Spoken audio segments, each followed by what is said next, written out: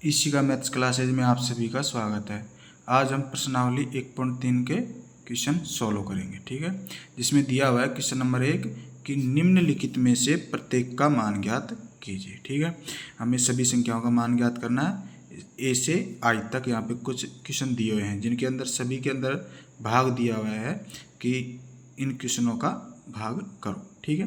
तो इन सभी क्वेश्चनों को हम एक बार रफ के अंदर सॉल्व करके देखते हैं। देखो, हमने यहाँ पे कुछ क्वेश्चन लिखे हुए हैं। जैसे पहला क्वेश्चन है कि -30 भाग 10, ठीक है। तो 10 का भाग यदि हम पहले हमने इसका कोष्टक हटाया -30 भाग 10, ठीक है।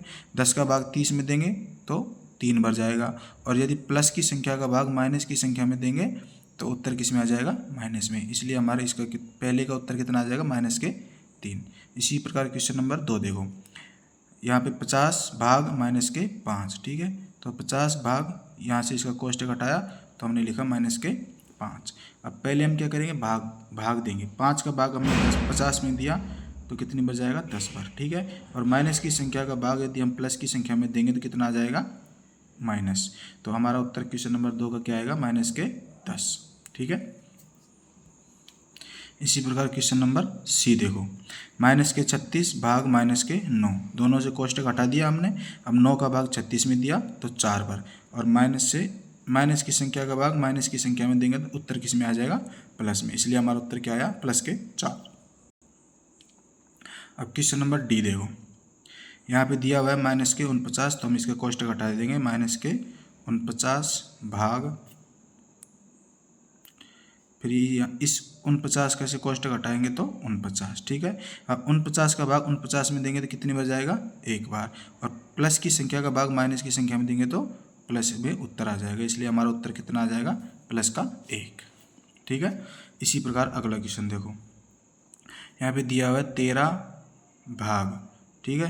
फिर देखो, यहाँ पे ये संख्या कोष्टक के अंदर दी हुई है तो हम सबसे पहले कोष्टक को हल करेंगे। तो देखो, -2 का कोष्टक हटाएंगे तो -2 +1, ठीक है। फिर आगे देखो, यहाँ पे 13 भाग, अब -2 में से यदि प्लस का 1 जाएगा तो -1 बचेगा, ठीक है।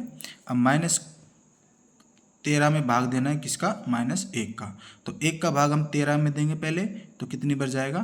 13 बार, और माइनस की संख्या का भाग यदि प्लस की संख्या में देंगे तो उत्तर किस में आ जाएगा? हमारा माइनस में। इसलिए हमारे क्वेश्चन ई का आंसर क्या आ जाएगा?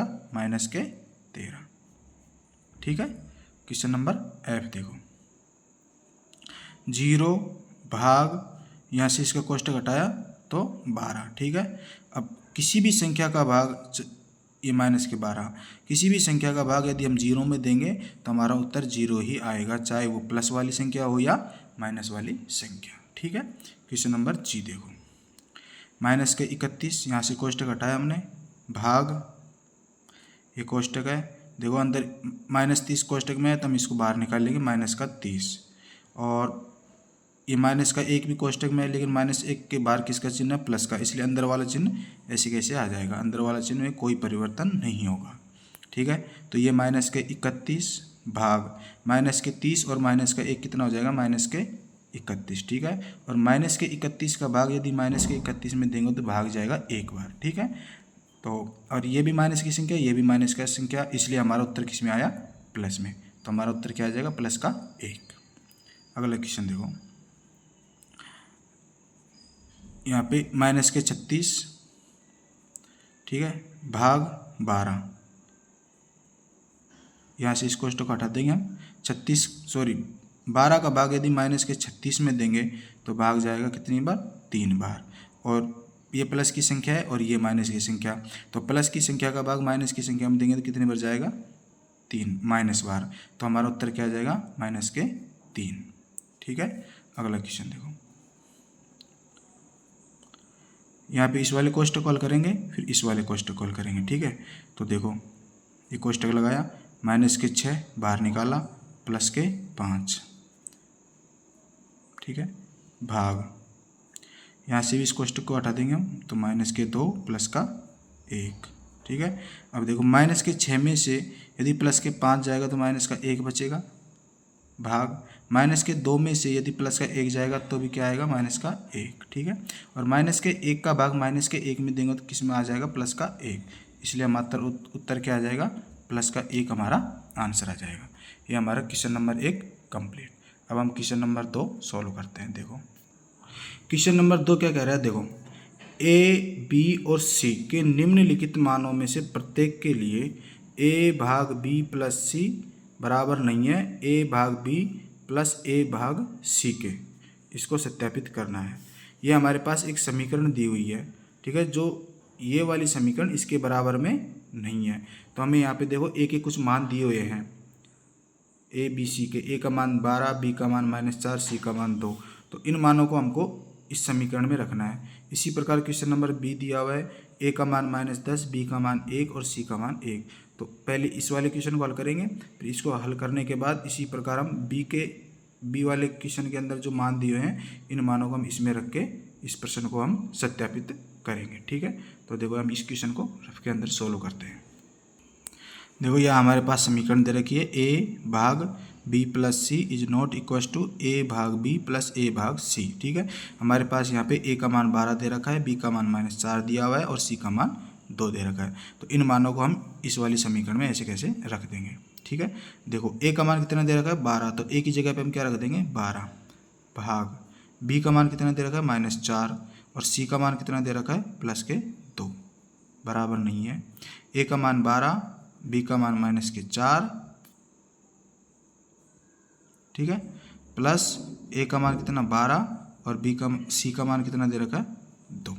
अब इसको हम सोल्व करेंगे। देखो 12 ऐसे कैसे आ जाएगा, पहले हम कोष्टक कॉल करेंगे, -4 में से यदि +2 जाएगा तो -2 आएगा, बराबर नहीं है। देखो -4 का भाग यदि 12 में देंगे तो -3, प्लस 12 में यदि हम 2 का भाग देंगे तो कितनी बार जाएगा, 6 बार, ठीक है। देखो अब इस वाले को हम सोल्व करते हैं। -2 का भाग यदि हम 12 में देंगे तो कितनी बार जाएगा, -6 बार, बराबर नहीं है। इस कोष्टक को हम हल करेंगे, -3 + 6, तो -6 बराबर नहीं है, 6 में से 3 गया तो कितना आ जाएगा, 3। तो ये देखो ये हमारे समीकरण सत्यापित हो गई, क्योंकि -6 बराबर नहीं होता किसके, 3 के, ठीक है। तो ये हमारा क्वेश्चन नंबर 1 कंप्लीट, क्योंकि क्वेश्चन ये कह रहा है कि ए भाग बी प्लस सी बराबर नहीं है ए भाग बी प्लस ए भाग सी के।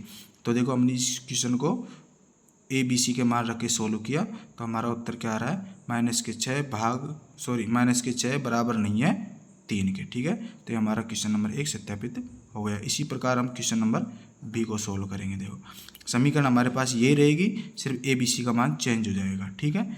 तो देखो क्वेश्चन नंबर बी के अंदर ए का मान तो दे रखा है हमको -10, बी का मान दे रखा है 1 और सी का मान भी दे रखा है 1, ठीक है। समीकरण ये रहेगी, सिर्फ हमारे मान चेंज हो जाएंगे। देखो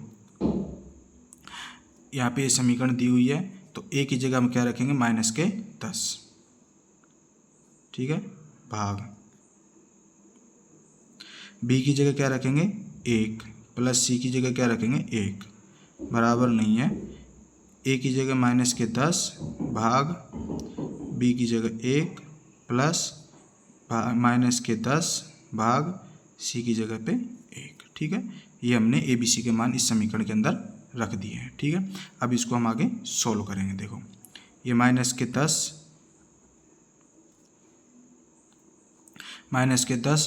भाग 1 और 2, 1 में 1 जोड़ा तो कितना आ जाएगा, 2, ठीक है।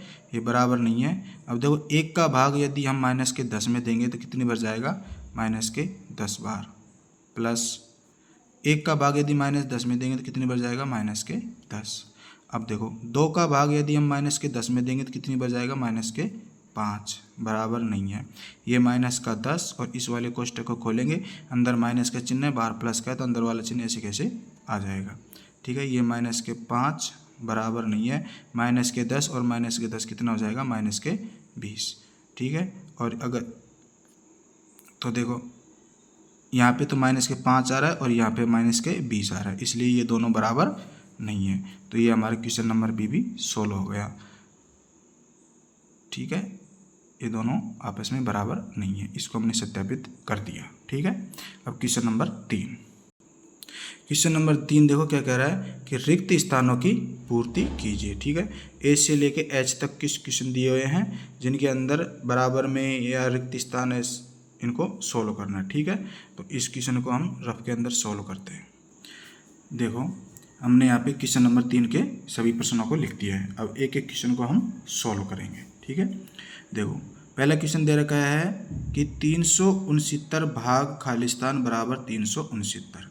तो क्वेश्चन ये कह रहा है कि 369 में मैं कौन सी संख्या का भाग दूं कि 369 उत्तर आना चाहिए। ठीक है, तो देखो एक तरीका तो ये है कि अगर मैं 369 में इधर भाग दूं तो यहाँ की संख्या आ जाएगी, या फिर हम ऐसे दिमाग लगाए कि ऐसी कौन सी संख्या है कि 369 में उस संख्या का भाग दें तो 369 आ जाएगा। ठीक है, तो देखो यदि मैं यहाँ पे 1 रखता हूँ तो 1 का भाग यदि मैं 369 में देता हूँ तो 369 पर चला जाएगा। ठीक है, और यदि 369 का भाग मैं 369 में जाता हूँ तो यहाँ पे रिक्त स्थान में 1 आ जाएगा। ठीक है, इसी प्रकार देखो यहाँ पे माइनस के 75 दिया हुआ है, भाग ये रिक्त स्थान है बराबर माइनस का 1।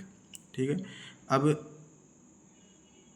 इस संख्या को मैं यदि इससे गुणा करता हूँ, ठीक है, माइनस को 1 को मैं यदि माइनस के 75 से गुणा करता हूँ तो यहाँ पे हमारे रिक्त स्थान वाली संख्या आ जाएगी। ठीक है, तो माइनस के 75 को मैं माइनस के 1 से गुणा करता हूँ तो यहाँ पे प्लस के 75 आ जाएगा, और 75 का भाग यदि मैं माइनस के 75 में देता हूँ तो माइनस के एक बार पूरा पूरा भाग चला जाएगा। ठीक है, क्वेश्चन नंबर सी देखो यहाँ पे माइनस के 206 है भाग, ठीक है, फिर रिक्त स्थान दिया हुआ है और इधर बराबर में 1 दिया हुआ है। ठीक है, अब यदि इस संख्या को -206 को मैं 1 से गुणा करता हूँ तो यहाँ पे हमारा उत्तर आ जाएगा। ठीक है, तो माइनस के 206 को मैं यदि 1 से गुणा करता हूँ तो माइनस के 206 हमारा उत्तर रिक्त स्थान में आ जाएगा। ठीक है, इसी प्रकार क्वेश्चन नंबर डी देखो यहाँ पे माइनस के 87 है भाग, यहाँ पे एक संख्या आएगी, क्या आएगी हमें पता नहीं है, बराबर 87। तो हमको ये रिक्त स्थान की संख्या का पता लगाना है। ठीक है,